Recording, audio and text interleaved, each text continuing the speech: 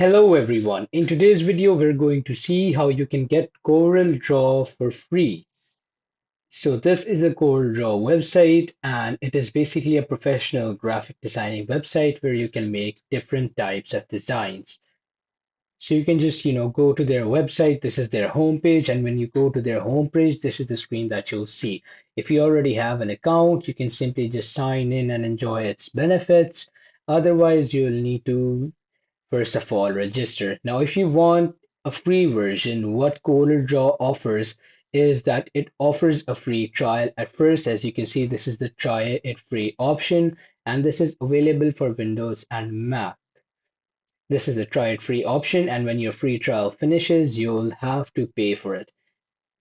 So let's press on try it free. This is the pop-up that you will see. Now here, what you'll have to do is you'll just simply sign in. After signing in, it'll give you this pop-up. You just have to write your first name and your last name.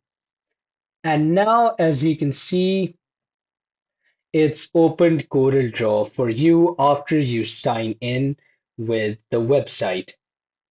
This is a free trial that will last for a few days, and after that, you'll have to pay. The advantage with this is that you don't need to give your card information at the start.